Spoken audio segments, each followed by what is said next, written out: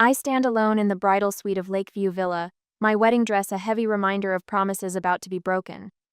The grandfather clock in the hallway chimes 3 times, each toll piercing the fragile hope I've clung to all morning. Outside the carved oak door, whispers grow louder then fade, like waves of concern washing against my sanctuary. My phone grows slick in my palm as I check it for the 100th time. No calls. No texts. Just my own desperate messages to Nathan filling the screen. Where are you? Please call me. Everyone is waiting. Is everything okay? The last message sent 3 hours ago hangs unanswered, a digital testimony to my abandonment. 2 weeks ago, Nathan twirled me around our Boston apartment, his laughter bouncing off the walls as we practiced our first dance. The autumn sun streamed through our windows, casting golden light across his face as he dipped me dramatically. "You're going to make the most beautiful bride," he had whispered, his blue eyes crinkling at the corners. "2 more weeks, Dr. Brenner, and you'll be stuck with me forever." I remember the warmth that flooded my chest, the certainty that despite the chaos of my medical residency and his demanding business, we had found our center in each other. Last Tuesday, my fellow residents surprised me with cupcakes and champagne in the hospital break room. Dr. Winters, my supervisor, raised her plastic cup with uncharacteristic sentimentality. "To Callie," she toasted, "who somehow manages to be the most compassionate doctor on our floor while planning what I'm sure will be the wedding of the century." I blushed, uncomfortable with the attention but touched by their support.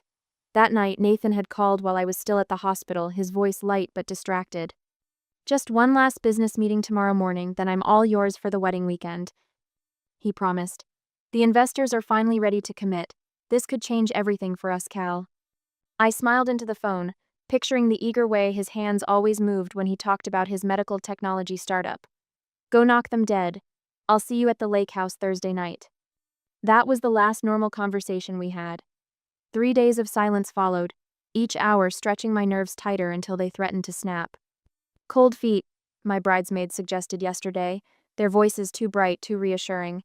Men always panic before the big day. But Nathan wasn't just any man, and this wasn't just nerves. Something had shifted. Something fundamental had broken loose and drifted away when I wasn't looking. My sister Delia's absence gnawed at me almost as much as Nathan's. Each time I called her, I reached voicemail or received hurried texts. "In a meeting. Call you right back." But she never did. This morning, the wedding planner's concerned glances spoke volumes as she helped button me into my dress. "I'm sure he's just running late," she said, checking her watch for the 4th time. Traffic from Boston can be unpredictable. But her eyes told a different story. A soft knock breaks my reverie. My father's weathered face appears in the doorway, his formal suit making him look older, more fragile. In all my years, I've never seen him look so uncertain. "Sweetheart," he says, his voice barely audible over the pounding of my heart. He crosses the room and takes my trembling hands in his. The roughness of his palms grounds me, reminds me of the little girl who once believed her daddy could fix anything. His eyes meet mine, deep pools of regret and fierce protection. "I think we need to tell everyone to go home." The words hover between us, transforming what was meant to be from what is. I swallow hard, tasting the salt of tears I don't remember shedding. He's not coming. Not a question, but a statement of truth I've known for hours but refused to admit. Dad shakes his head once, his jaw tightening. "No, he's not." I close my eyes briefly, gathering what remains of my dignity. 200 guests wait below, cousins who flew in from California, college roommates who rearranged vacations, patients who switched shifts to celebrate with their favorite doctor. "I'll do it," I say, straightening my spine. "I need to face them myself."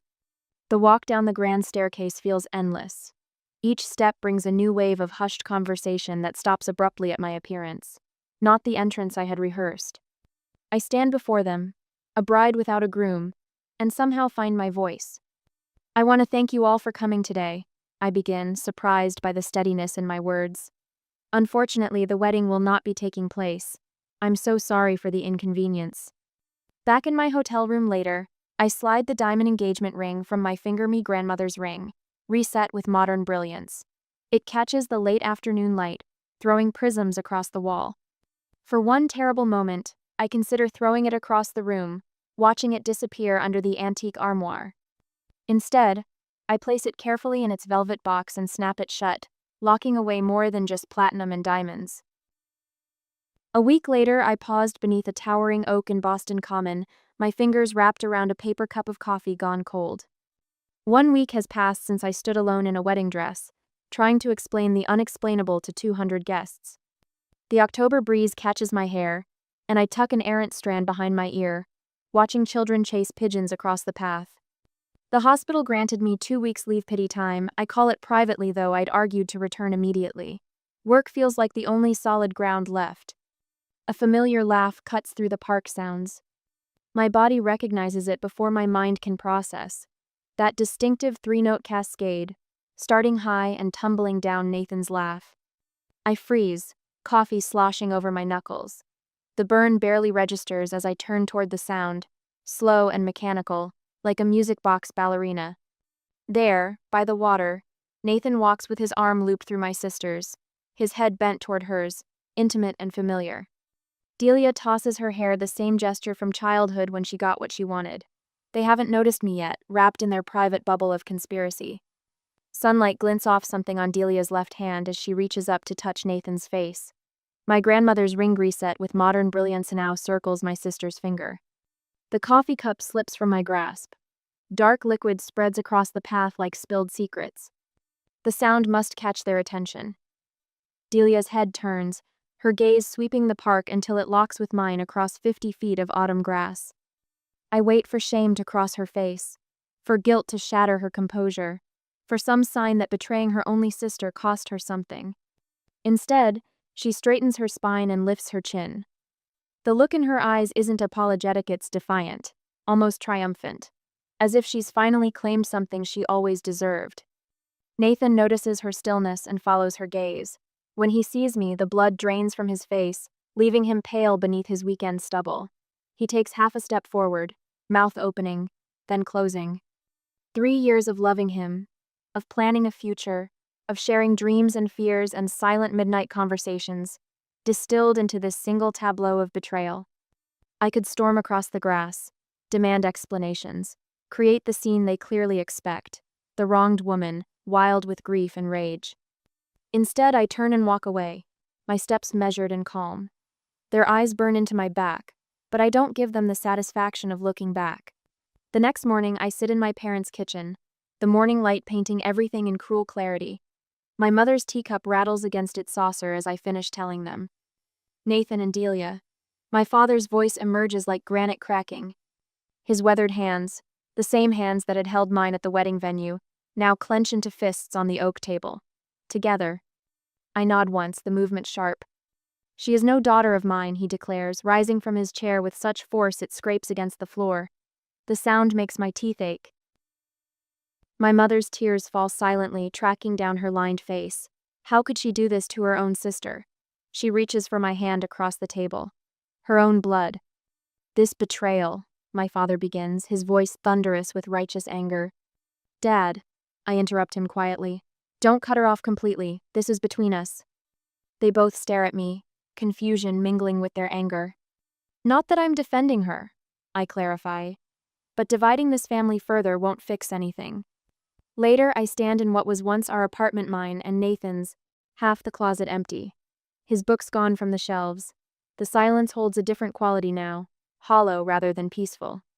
On the kitchen counter, weighted down by his spare key, I find a note. His handwriting, once so familiar, now looks like a stranger's scrawl.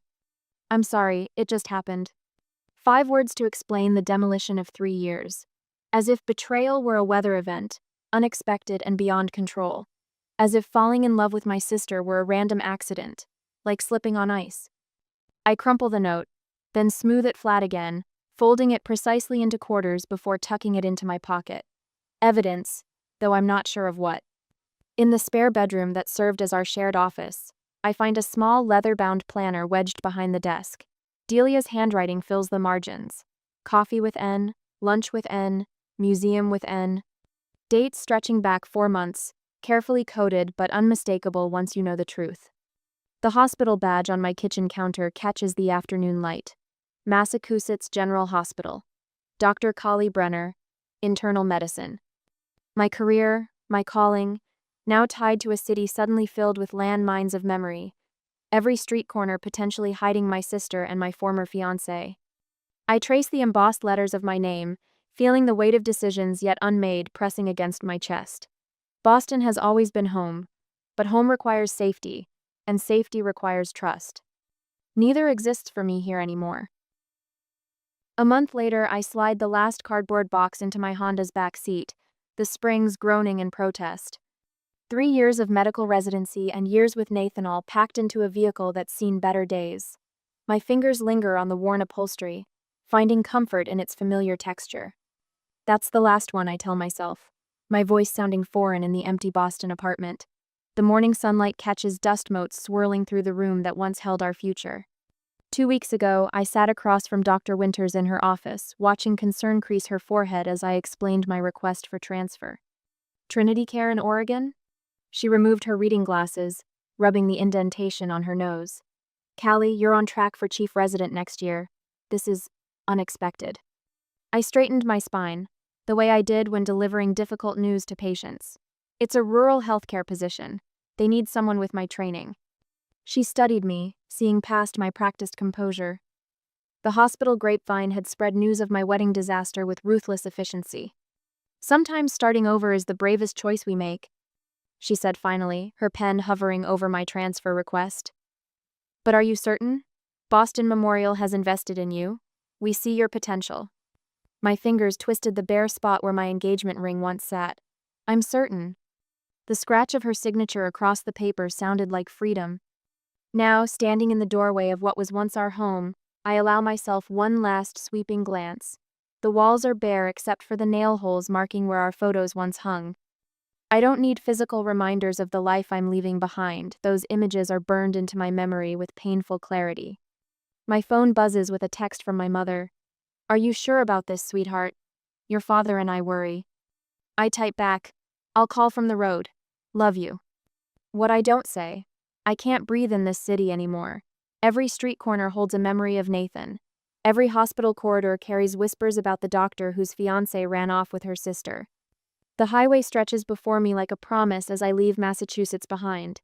Each mile marker puts distance between me and the shattered pieces of my former life. I roll down the windows, letting the wind whip through my hair, carrying away the scent of antiseptic and betrayal. By Nebraska, I find myself singing along to the radio for the first time in months. In Wyoming, I pull over to watch a sunset that paints the sky in colors I'd forgotten existed.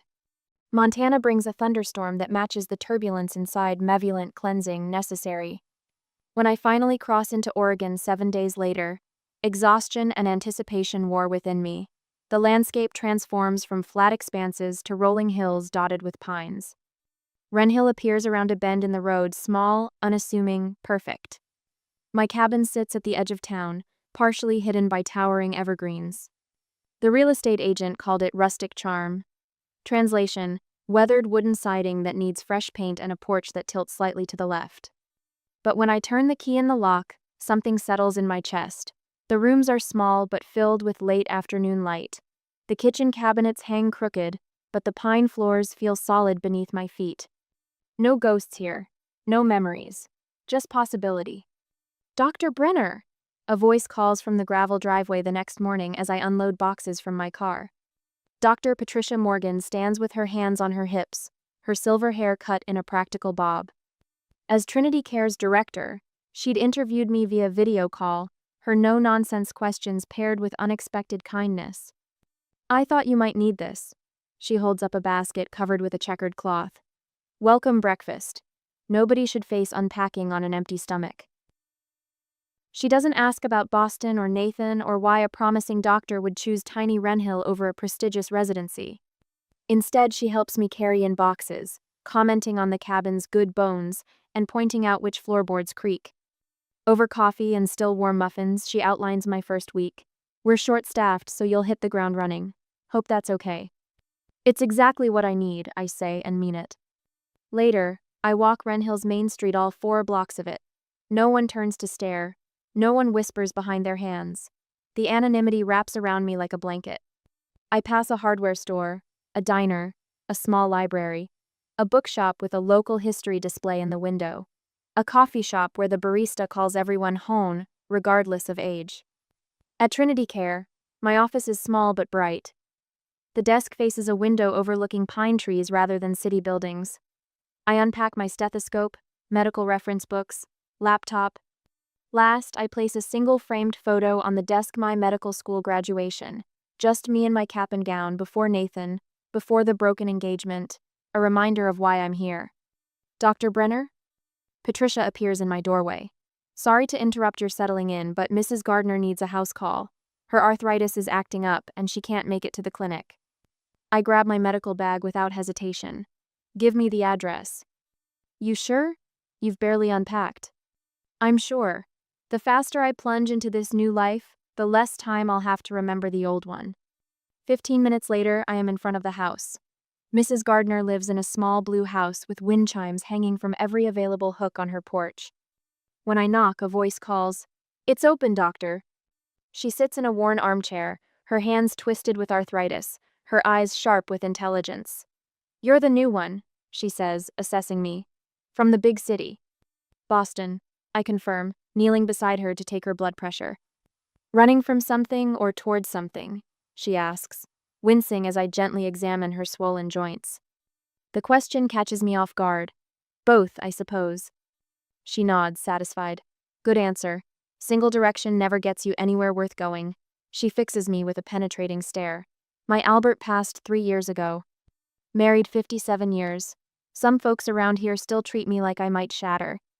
I adjust her medication, explaining the changes as I write them down in large, clear letters. "You don't strike me as the shattering type, Mrs. Gardner." Her laugh fills the small living room. "Call me Edith. And you're right. Bent maybe, like these fingers, but not broken." Something passes between us, understanding, recognition, 2 women reshaping their lives around absence. "You come for Sunday dinner this weekend," she says as I pack up my bag. No arguments. Doctors need feeding too. Driving back to the clinic, I roll down my window. The Oregon air smells of pine and possibility. For the first time since watching Nathan walk away with my sister, I feel the tight band around my chest loosen. Not healing, not yet, but the first hint that healing might be possible. That night, in my cabin, I sit on the tilted porch with a cup of tea, watching stars appear in a sky unmarred by city lights. Tomorrow I'll organize the town's first mobile health screening. Next week, I'll learn the names of my regular patients. This month, I'll paint the cabin's weathered siding. Small steps. New routes. One day at a time. 3 years later, I stand at the podium, bathed in the cool blue lights of the Seattle Convention Center, my notes perfectly aligned before me. The microphone picks up my steady voice as I gesture toward the projection screen behind me. Rural communities deserve more than weekend clinics and volunteer medical students, I say, clicking to the next slidea. Simple graph showing Trinity Care's 3-year improvement in chronic disease management. They deserve continuity. They deserve doctors who know their names, their families, their stories. The audience of healthcare executives and physicians nods in collective agreement. 3 years ago, I would have gripped the podium with white knuckles, afraid my voice might crack, terrified someone would stand up and call me a fraud. Today, my hands move with purpose, emphasizing points I've lived and breathed since arriving in Wren Hill. When Mrs. Gardner came to Trinity Care, she'd seen 14 different providers in 2 years. I pause, letting that number sink in. 14 different people asking the same questions, ordering the same tests, never connecting her irregular heartbeat to her insomnia, to her anxiety. From the 3rd row, Warren catches my eye. His subtle nod fuels my confidence. 3 years of mentorship turned friendship turned into something neither of us has named yet. Today, Mrs. Gardner manages her conditions with 1 primary physician, quarterly check-ins, and a community health worker who stops by for tea every Thursday. Her ER visits? 0 in the past 18 months. A murmur of approval ripples through the ballroom. This is my moment.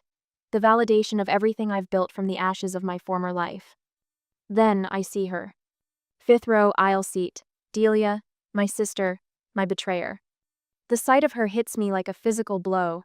She sits with perfect posture in a crisp coral blazer, her dark hair cut in a sleek bob that frames her face. A small silver name badge glints on her lapel. Even from 30 feet away, I can read the company name, Metasphere Consulting. Our eyes lock. Her lips curve into a smile that doesn't reach her eyes. I force myself to continue, my mouth suddenly dry. The cost savings from preventive care. My voice falters for a fraction of a second, but I recover.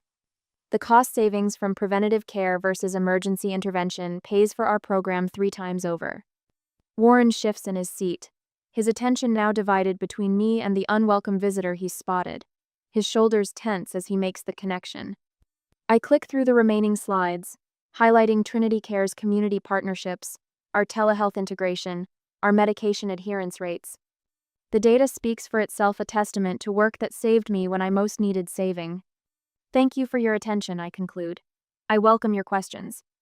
Hands rise throughout the audience. The moderator calls on a hospital administrator from Minnesota, then a physician researcher from Johns Hopkins. Their questions are thoughtful, their interest genuine. Then the moderator points to the 5th row. Yes, the woman in coral. Delia stands, smoothing her skirt. Delia Sutton, healthcare media consultant with Metasphere. She omits our shared maiden name, but several heads turn between us, the resemblance unmistakable. Whispers flutter through the crowd. Dr. Brenner, your results are impressive, she begins, her voice carrying the practiced warmth she uses to disarm. I'm curious, given your background and personal journey, how do you address emotional resilience with your staff? After all, healthcare providers often face personal setbacks that could impact patient care. The question hangs in the air. Every ear strains for my response, though few understand the knife edge hidden in her words. Warren stiffens, half rising before catching himself. The room holds its breath. I look directly at Delia, refusing to shrink. Character is built in moments of challenge. I say, my voice clear and unhurried. Every provider at Trinity Care understands that our patients bring their whole stories to us, not just their symptoms. We can hardly expect to treat them with compassion if we haven't done the work of understanding our own narratives. I allow myself the smallest of smiles. Sometimes the greatest innovations come from rebuilding after loss. It forces us to question assumptions about what's necessary and what's merely comfortable. Delia's expression falters. This isn't the reaction she expected. The moderator clears her throat. Next question, please. After the session, attendees cluster around me, business cards extended, invitations to collaborate offered. Through the crowd, I glimpse Warren intercepting Delia in the hallway. Though I can't hear their exchange, his stance protective, resolute, speaks volumes. Delia's face tightens before she turns and walks briskly toward the exit. Later that evening, Warren and I sit across from each other at a small waterfront restaurant. The Seattle skyline glitters across the harbor, lights dancing on the dark water. Conference director pulled me aside, Warren says, breaking a piece of sourdough. Said they've never seen such a graceful handling of an obvious ambush. I take a sip of wine. I almost froze when I saw her. No one would have known. His eyes, warm and certain, meet mine. Marianne Hammond from the Westridge Foundation mentioned she canceled her meeting with Metasphere tomorrow. That wasn't my intention. I know. Warren reaches across the table, his fingers stopping just short of mine. That's why it happened. Your work speaks for itself, Callie. I place my hand over his, the contact sending warmth up my arm. So does yours. Around us, the restaurant hums with conversation and clinking glasses. Tomorrow we'll return to Wren Hill, to our patients, to the life I've carefully constructed. Delia will return to Boston, to whatever she's made of the pieces she took from me. For the first time, I realize I don't need those pieces back. 3 years later, I stand at the window of my childhood bedroom, watching early morning light filter through maple branches. The bedroom remains frozen in time debate trophies, medical school acceptance letter framed on the wall, and a photo of Dad teaching me to fish at Lake Winnipesaukee when I was 12. Every surface holds memories that now ache with his absence. Downstairs, the grandfather clock, the one Dad restored the summer before I left for Yale, chimes 7 times. Its familiar tone only emphasizes what's missing. His humming in the kitchen, the rustle of his newspaper, the soft padding of his slippers across hardwood floors. Warren appears in the doorway, already dressed in his dark suit, his presence a steady anchor in this house of ghosts. Your mom made coffee, he says quietly. I nod, smoothing invisible wrinkles from my black dress. I keep looking at his chair in the living room, expecting him to be there. Warren crosses the room and stands beside me, his shoulder touching mine. We've been married 2 years, but in moments like this, I still marvel at how he knows exactly when to speak and when to simply exist alongside my grief. Downstairs, Mom wraps her arms around me, her embrace fierce despite her diminished frame. She smells of the lavender soap Dad always bought her for Christmas. "He was so proud of you, Callie," she whispers against my hair. "Every time your name appeared in a medical journal, he made copies for everyone at his bridge club." I swallow hard against the knot in my throat. I should have visited more. Nonsense. Mom pulls back, her eyes red, rimmed but clear. "You built a life worth living. That's what he wanted most." Warren touches the small of my back as we gather our things. His wedding band catches the light simple platinum, no diamonds, no betrayals. The funeral home sits on Beacon Street, its brick facades somber against a cloudless October sky. We arrive early, greeting the director and reviewing arrangements one final time.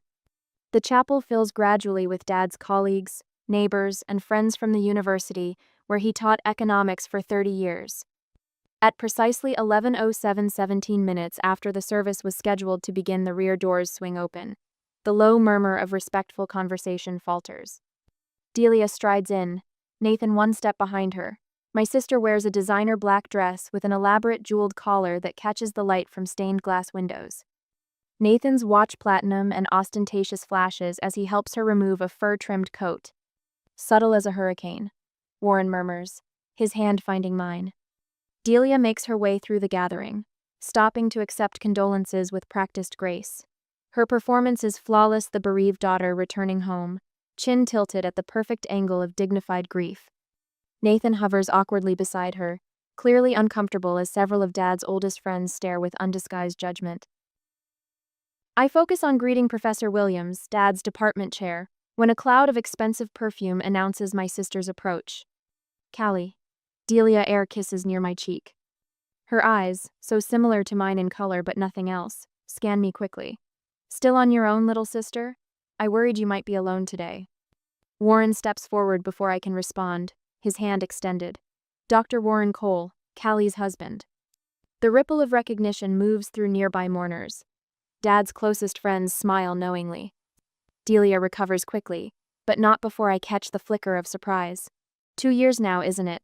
I'm sorry we couldn't attend the wedding." No invitation was sent, I say simply. From the corner of my eye, I see Nathan freeze mid-conversation.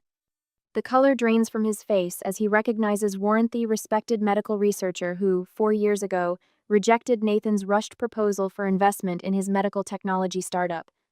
Warren had seen through the sketchy business model within minutes. "If you'll excuse us," I say, "they're ready to begin." The service unfolds with dignified simplicity. When it's time for the eulogy, I approach the podium, feeling the weight of 200 eyes upon me. The paper in my hands remains unread. I know these words by heart. "My father believed that life reveals character through our choices." I begin. Not the easy ones made in daylight with everyone watching, but the hard decisions made in darkness when no one would know the difference. As I speak about Dad's integrity, his dedication to students, his love of classical music, I watch faces in the congregation. Mom nods gently in the front row. Warren's eyes never leave mine, and somewhere in the middle, Delia shifts uncomfortably as several heads turn subtly toward her. "Dad taught me to choose the right people to trust." I continue. "He showed me that true success isn't measured by appearances or possessions, but by the lives you touch and the good you leave behind." After the service, people gather around Mom and me, sharing stories and offering support. I notice how Delia stands increasingly alone, Nathan absorbed in his phone across the room. The power has shifted, not through confrontation but through the quiet testimony of choices made and lives built. At the cemetery, autumn leaves carpet the ground in gold and crimson. I place a single white rose on Dad's casket, his favorite flower from the garden he tended for 40 years. Delia stands awkwardly at the edge of the gathering, her stiletto heels sinking into soft earth, her expensive dress fluttering in the October wind. As we turn to leave, Warren whispers, "Your father would be proud of how you handled today." I look back once. Delia remains by the grave, finally alone with the father whose approval she never stopped seeking but never learned how to earn. In that moment, revenge seems a hollow concept compared to the simple peace of knowing who you are and being exactly where you belong. The mountains of western Oregon rise around us like guardians as Warren's truck winds along the familiar curves toward home. After 2 weeks away, the Douglas firs stand taller in my memory, their evergreen scent filtering through the partially opened window. Warren's hand finds mine across the console, his thumb tracing small circles against my skin. "You okay?" he asks, eyes flicking between me and the road ahead. I turn from the window, studying the lines of his face, the silver threading through his temples that wasn't there when we first met. "Better now," I say, meaning it. Boston feels like another lifetime. The tension that had coiled in my shoulders since my father's funeral begins to unravel with each mile marker we pass. Warren doesn't press for conversation, understanding the quiet space I need to transition between worlds. The radio plays softly Fleetwood Mac, my father's favorite, and I let myself remember him without the overlay of Delia's performance at the funeral, without Nathan's uncomfortable hovering near the back of the church. When we crest the final hill overlooking Wren Hill, the late afternoon sun catches on the river that cuts through the valley. The scattered buildings of our town nestle against the landscape rather than imposing upon it. Our cabin sits on the eastern ridge, its cedar siding weathered to a soft gray. "Look," Warren says softly, nodding toward the driveway. 3 cars are parked beside our porch. Through the kitchen window, I can see movement Patricia's silver bob, the broad shoulders of Sam from the pharmacy, Eliza's bright scarf as she arranges something on our table. "They didn't have to do that," I whisper, unexpected tears pricking my eyes. Warren squeezes my hand. "That's Wren Hill for you. We take care of our own." Inside, the scent of rosemary chicken and fresh bread wraps around us. Patricia hurries forward, enveloping me in a hug that smells of her lavender perfume. "We figured you wouldn't want to cook tonight," she says, pulling back to examine my face. "You look tired, sweetheart." Sam passes me a glass of wine. "To your dad," he says simply. "Patricia told us he was a good man." I nod, unable to speak for a moment. These people never met my father, yet they honor him because he was mine. The contrast between this sincere kindness and the strained formality of Boston crashes over me. It feels good to be home, I manage finally, looking at the faces around Minot colleagues, but friends who became family when my own fractured. Later, after everyone leaves, Warren brings in the mail that was collected during our absence. Among the bills and medical journals sits a cream envelope with my mother's handwriting. "She already wrote?" Warren asks, settling beside me on the sofa. The letter is brief. "Nathan's medical technology company has failed investors pulled out after a product safety scandal. Delia has filed for divorce, moved back to their childhood home in Vermont." Warren watches my face as I fold the letter. "Feel vindicated?" he asks carefully. I consider the question, searching for the satisfaction I might have once expected to feel. "No," I answer, surprising myself with the truth of it. "No one wins when a family breaks." Warren nods, drawing me against his chest. "That's why I married you," he murmurs into my hair. "Your heart makes room for understanding without requiring you to make room for toxicity." Outside our window, the Oregon sunset paints the sky in shades of amber and lavender. Birds call to one another as they settle for the night. This place, this life we've built holds nothing of what I once thought I wanted, yet contains everything I never knew I needed. Trinity Care's rural healthcare model is being adopted in 3 more states. I tell Warren, thinking of the award letter that arrived before we left for the funeral. They want me to head up the regional implementation team. His eyes crinkle at the corners. "Dr. Brenner changing American healthcare from a cabin in Wren Hill. Your father would have loved that story." I rest my head against his shoulder, watching the last light fade beyond our porch. The swing sways gently beneath us, its familiar creak a counterpoint to the evening chorus of crickets and distant owls. "Some people steal what you thought you needed, so you're forced to find what you actually deserve,"